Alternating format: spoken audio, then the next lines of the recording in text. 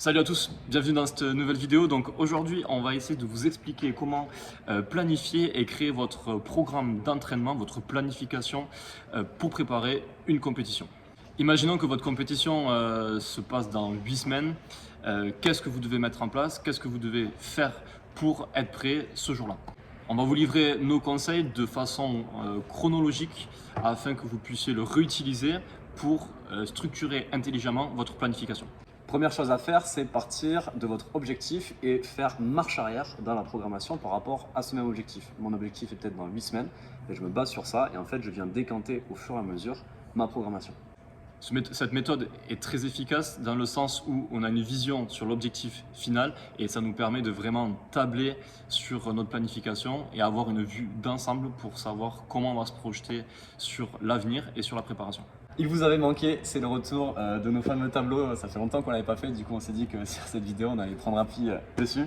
Donc ici on a notre objectif dont on parlait juste avant et la première chose à prendre en compte c'est ce qu'on a fait en amont, donc bien avant de commencer à se préparer et de fixer du coup cet objectif, donc savoir d'où on part pour savoir quoi améliorer pour pouvoir travailler en suivant vers l'objectif. Surtout mettre en avant toutes les méthodes que vous avez utilisées jusqu'à présent, ce qui a fait que ça a marché ou pas marché et on va dire mettre en évidence les qualités que vous avez surtout développées. C'est important à prendre en considération pour affûter et amener jusqu'à l'objectif principal. Donc votre expérience sportive en prépa physique va avoir une influence sur le contenu de la programmation pour votre objectif. Ensuite, pour créer votre planification, vous allez devoir déterminer le nombre de semaines que vous avez à disposition pour préparer votre objectif final. Ici, dans l'exemple qu'on vous donne, il va y avoir au total 9 semaines. Semaine 1 à semaine 9. La semaine 9, c'est la semaine qui va précéder celle de la compétition. Donc on peut dire que la semaine de compétition sera la semaine 10. Le modèle peut être applicable peu importe votre compétition. Ici, on prend sur un schéma, on va dire, plutôt court terme. 9 semaines, c'est plutôt court terme. Mais on peut faire ça sur du moyen ou du long terme. Et il suffit juste d'augmenter le nombre de semaines. On peut aussi, grâce à cette méthode, déterminer des objectifs secondaires. Ici, par exemple, lors de la semaine 4, il y a un objectif secondaire. Donc ça peut être une compétition préparatoire à l'objectif final qui permet de mettre et de faire le point sur où on en est et comment on se sent. Une fois que ce décor est planté avec nos deux objectifs, il va falloir commencer à se poser la question de qu'est-ce qu'on veut développer, quels sont nos points forts, nos points faibles, est-ce qu'on choisit de faire un focus sur un point particulier et à décanter tout ça dans notre programmation. En fonction de la qualité physique que vous allez devoir développer, vous allez avoir des effets retardés. C'est-à-dire qu'admettons, vous faites un cycle de 4 semaines sur la puissance ou sur la force, ce n'est pas à la fin de la 4e semaine que vous allez avoir votre pic de forme sur cette qualité physique.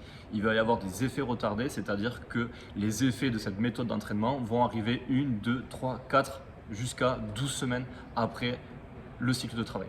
Admettons, je finis mon cycle de force en semaine 1 ici.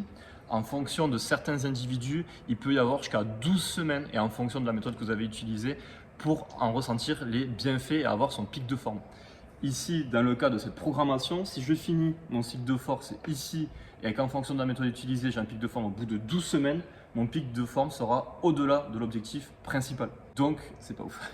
C'est pas ouf. Et cette rétrospective permet de comprendre et d'avoir une vue d'ensemble pour éviter toute erreur de planification. Petit disclaimer, c'est pas parce qu'on a le pic de forme au bout de 12 semaines qu'il n'y a rien qui se passe avant. Donc il faut savoir aussi être intelligent lors de la programmation pour arriver à jauger et avoir un semi-pic de forme, un début d'amélioration, en fait, une phase de surcompensation qui permet de progresser quand même et d'arriver avec, par exemple, on a pris la force. Pic de forme, on va dire que c'est le pic optimal qui serait idéal d'avoir le jour J, mais votre pic de forme va durer plusieurs semaines. Il peut durer entre 8 et 12 semaines. Le summum de votre pic de forme va être peut-être semaine 10, mais le but c'est d'arriver dans cette période de forme, dans cette période de compétition et cette période choisie. Dans notre planif virtuel, donc on imagine qu'on a fini notre cycle de force ici en semaine 1 et on espère que les effets retardés, ce qu'on vient de vous expliquer, vont arriver 8 semaines après. Donc notre cycle de force se termine ici, les effets retardés sont espérés pour l'objectif final. Petit point important, c'est pas parce qu'on arrête de travailler notre cycle force ici que durant le reste du temps, on ne peut pas faire des rappels, des petites gammes montantes par 2, par 3, ça peut être très intéressant pour justement garder ce stimuli nerveux et pas s'effondrer complètement selon les profils bien évidemment. Exactement, donc c'est là où dans votre programmation, vous allez réinclure des petits blocs de force en guise de rappel avec bien entendu une volume et une intensité qui va être moindre que votre cycle, mais pour stimuler votre système nerveux et pour maintenir votre niveau de force, vous allez rajouter ce qu'on appelle des rappels. Vous venez de terminer votre cycle de force et c'est l'occasion du coup de transférer tout ça vers de la puissance. C'est ce qu'on a mis en vert ici. Et la puissance, vous allez la garder jusqu'à votre échéance pour arriver du coup le plus frais possible lors de votre match ou de votre compétition. Dans l'exemple de la programmation, en fait, du coup, la puissance, ce serait ce qu'on cherche à développer durant ces 8 semaines de préparation pour notre compétition. Vas-y. Pourquoi la puissance? Parce que la puissance, c'est une qualité physique qui est importante, qui va être intéressante à développer dans de nombreux sports. Et souvent, on cherche à ce qu'un athlète soit le plus puissant possible le jour J. La puissance se fait bien après un cycle de force. Donc là, ça se goupille bien. Et du coup, sur cette phase, on va développer la puissance. La pyramide est large au départ parce qu'il va y avoir un gros volume et elle s'affine au fur et à mesure parce que plus on se rapproche d'une compétition et plus le volume va se réduire et l'intensité va augmenter. Je vous invite aussi à regarder nos vidéos sur la puissance disponibles juste ici. On a fait une petite playlist. Il y a la playlist rugby aussi sur laquelle on vous renvoie si ça vous intéresse. Donc justement, on vient de vous parler du volume et de l'intensité dans votre planif. Les semaines de décharge ou de deload, si vous voulez utiliser le terme anglais, sont très importantes pour gérer justement ce volume et cette intensité-là. Pour rappel, en semaine 4, on avait une compétition, un objectif secondaire. Généralement, après une compétition, on met souvent une phase de deload, de décharge, où le volume et l'intensité vont être amoindris afin que l'athlète puisse récupérer. Et avant votre objectif principal, on met aussi une phase de décharge qui va plus avoir un objectif d'affûtage. Tout s'affine pour affûter l'athlète. Le deload vient rajouter une petite couche d'affûtage sur l'affûtage. Bien évidemment, le contenu de ces semaines de deload va différencier selon les athlètes, selon la capacité de récupération, selon les petits bobos possibles lors des échéances. Là aussi, ça va jouer. Donc, c'est aussi entre le prépa et son athlète qu'il va falloir établir une relation qui fait que l'athlète soit se connaît et programme en fonction de comment il se sent, ou le prépa a choisi d'utiliser telle ou telle méthode pour justement que l'athlète reste frais.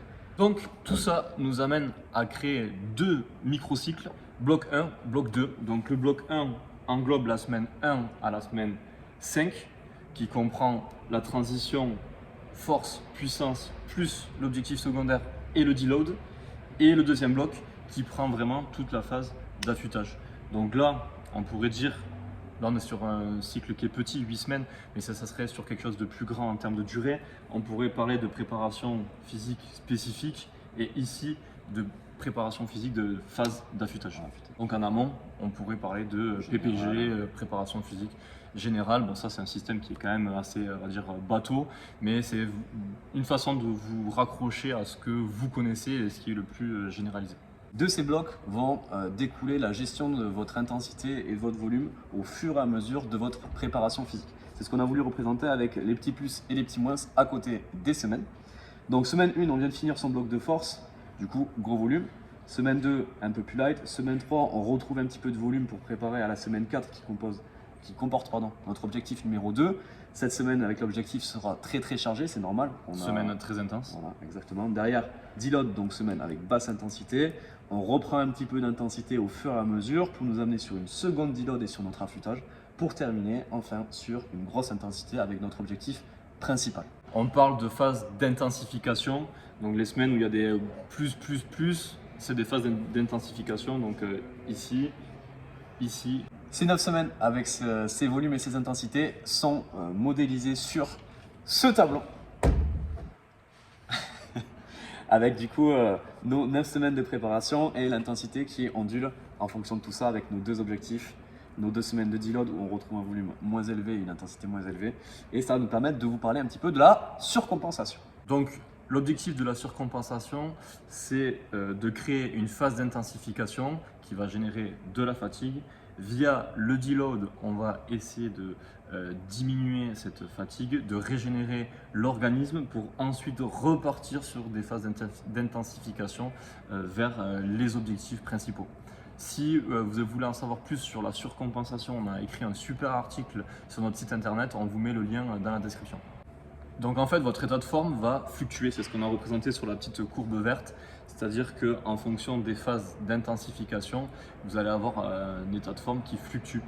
Pourquoi il est aussi ondulé? Tout simplement pour bien vous montrer que ce n'est pas quelque chose qui est linéaire. L'état de forme, c'est pas parce qu'on s'entraîne et qu'on suit un cycle d'entraînement que notre état de forme va être linéaire.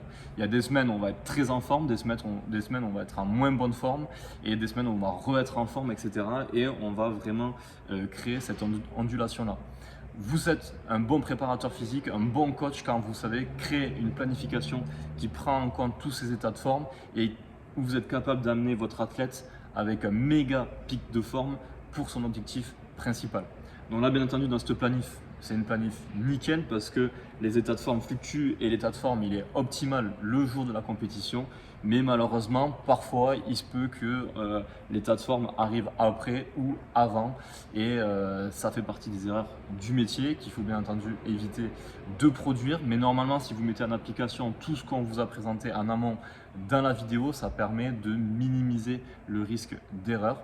Mais la préparation physique, ça reste quand même beaucoup d'expérience et de travail, mais aussi d'individualité auprès de l'athlète. Et surtout d'adaptation, parce qu'on n'encadre pas forcément des athlètes de haut niveau.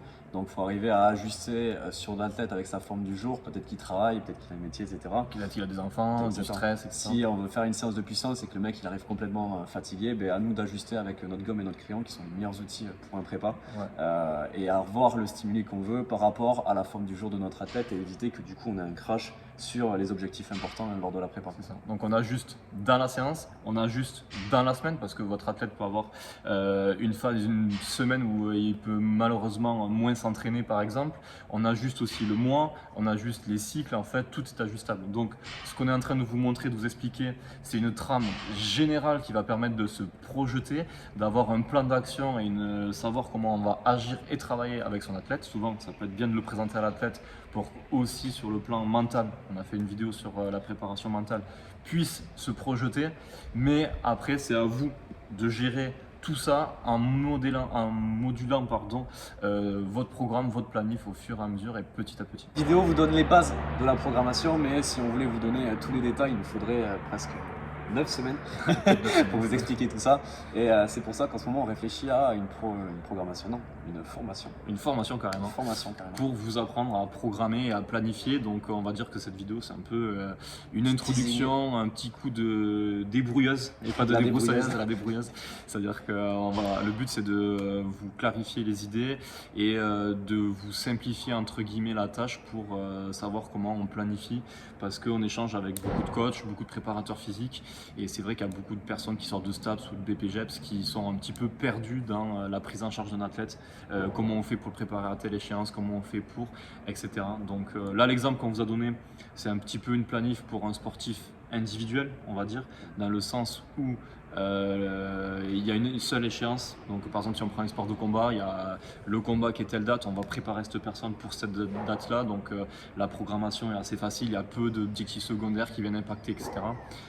La programmation en sport co, c'est complètement différent, que ce soit en rugby, en foot, basket. Il y a des échéances tous les week-ends, il y a de la fatigue, il y a des bobos qui s'ajoutent, donc il faut ajuster. Donc on va dire que là, c'est une prépa vraiment très basique et que ça peut être vite beaucoup plus compliqué. Mais ça vous donne les bases. Ça vous donne les bases, exactement. C'est le plus important. D'ailleurs, on vous attend en commentaire si vous avez des questions. Ouais, c'est ça. Vous pouvez lâcher un max de questions, on essaiera d'y répondre. Et on vous invite aussi à liker la vidéo, à vous abonner, à nous suivre sur YouTube ou sur Instagram. Et on se dit à bientôt pour une prochaine vidéo.